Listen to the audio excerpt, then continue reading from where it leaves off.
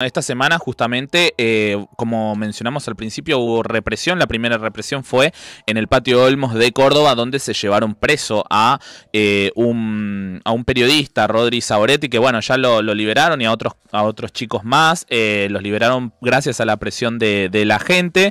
Pero bueno, para seguir analizando el tema, tenemos un invitado más, Sí, ¿no, Rodri? ahora vamos a hablar con Matías Cremonte, abogado presidente de la Asociación Latinoamericana de Abogados Laboralistas, asesor de los trabajadores de aceiteros y también de ATE. Hola, ¿cómo estás, Matías? ¿Todo bien? Hola, ¿cómo están? Muy Gra- bien, gracias. Gracias por atendernos en este sábado. Y nada, primero te quería preguntar, ya que sos asesor de ATE también, sabemos que hubo una importante movida dentro de ATE. ¿Qué análisis circula entre los trabajadores? Bueno, mucha preocupación. Siempre que hay un cambio de gobierno, de cualquier tipo, bueno, un cambio de un partido a otro, ¿no? Siempre peligan los contratos, los puestos estatales en general. Pero bueno, en este caso además se sumó el anuncio explícito de que todos los contratos que se han firmado este año serán de baja, de que se van a revisar los anteriores. Entonces, bueno, es un poco paradójico, pero la estabilidad del empleo público, usted sabe que el empleo público tiene estabilidad, a diferencia del empleado del sector privado, que tiene menos estabilidad porque lo pueden despedir sin causa e indemnizarlo. Al empleado público, del plano permanente, no. Y eso se creó justamente porque cada cambio de gobierno había despidos masivos y se contrataba personal más afín al partido que ganaba. Entonces, para revertir eso, hace 70 años se estableció en la Constitución Nacional la estabilidad del empleo público. Bueno, los contratos, las irregularidades, todo lo que ustedes saben que existe en el empleo público es lo que permite que siga ocurriendo. Entonces, en definitiva, en mayor o menor medida, ocurre lo de siempre en este caso. Son trabajadores del Estado utilizados como botín de guerra. Matías, acá te saluda Lilian Andrade y quería preguntarte o continuar, digamos, charlando respecto a particularmente lo del DNU, ¿qué es lo que afecta, ¿no?, en materia de derechos de trabajadores, más allá de los empleados públicos, estas medidas que se tomó esta semana, Milei? Muchísimo afectan, y además tiene una magnitud impresionante, digo, la cantidad de cuestiones que se reforman de legislaciones laborales.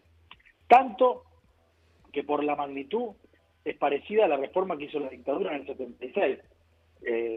Se abarcan un montón de aspectos de las relaciones laborales que son reformadas, todas, por supuesto, en perjuicio de los trabajadores. Es una clara reforma regresiva.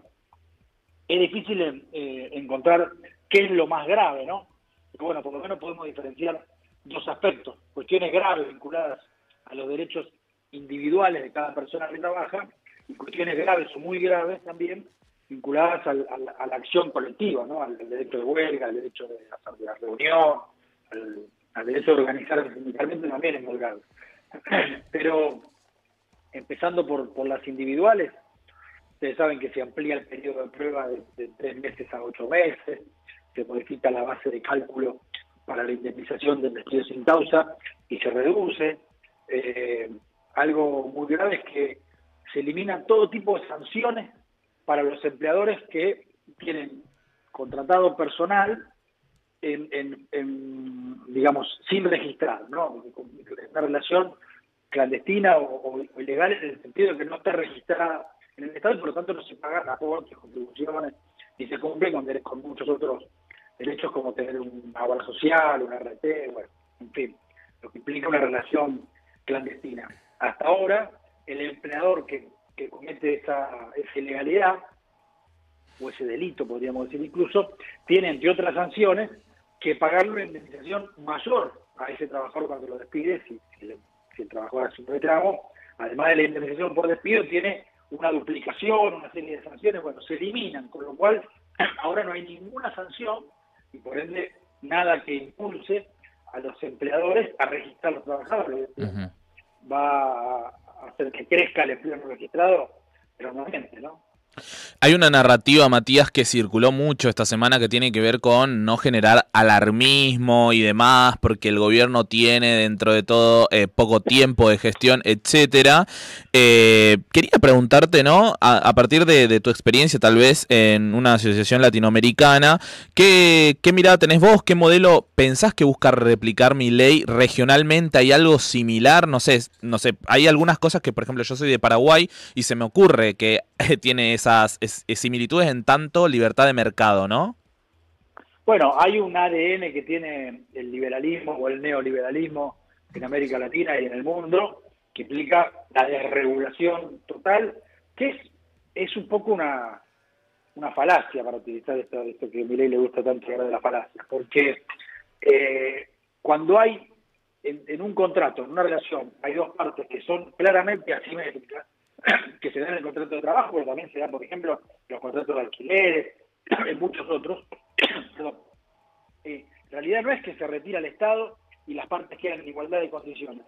Esa no intervención del Estado lo que implica es que se está interviniendo en favor del más fuerte, del más poderoso, al que se le permite, sin consecuencias, imponerle condiciones a la otra parte. Bueno, en ese sentido, y en lo que refiere al derecho del trabajo, es muy claro que el objetivo general del neoliberalismo es, o sea, si uno pudiera pensar en un objetivo de máxima, después es difícil concretarlo, a pesar de que se avanza y mucho, es volver al siglo XIX, es decir, eliminar la intervención del Estado en la relación capital-trabajo, pero también eliminar todo el derecho al trabajo, la justicia del trabajo, y sobre todo la posibilidad de accionar colectivamente, es decir, de organizarse sindicalmente, de tener asociaciones, de negociar colectivamente, el derecho a huelga. Ese es el objetivo. Bueno, acá se plasma de una manera importante. Un caso también que fue trágico fue la reforma de Michel Temer en Brasil en 2017. Gravísima, que incluso ahora el gobierno de Lula le está costando revertir. O en cuanto, por ejemplo, al derecho de huelga, el modelo chileno, el modelo colombiano, que tiene tantas restricciones que lo hace casi imposible. Y acá, a través de considerar servicios públicos esenciales a un montón de actividades y servicios de importancia trascendental a todo el resto, limita el DNU, el derecho de huelga, en unos casos a que como mínimo se debe garantizar el 75% de la dotación normal y en otros 50%, es decir, solo pueden hacer huelga efectivamente el 25% de los trabajadores o el 50%, y eso por supuesto le resta absoluta eficacia a la huelga, ¿no? Es tremendo. Bueno, Mati, una última para cerrar, te quería preguntar, hablando ya de la huelga, que en estos días hubo un reclamo de la gente, ¿no?, hacia el gobierno, hacia estas medidas que tomó Milei, y también un reclamo particular a la CGT, ¿no?, que pedía que se movilice, que la CGT se va a movilizar, ¿no?, el miércoles sin paro nacional. ¿A vos qué te parece este accionar de la CGT?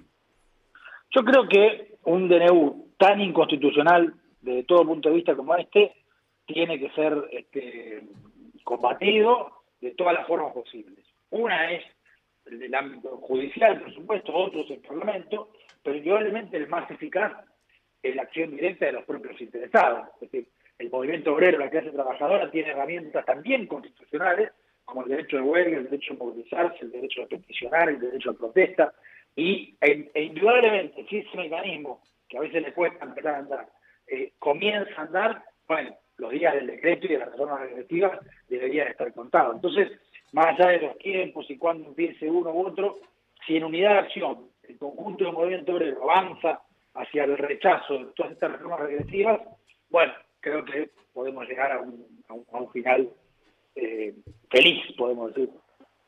Matías Cremonte.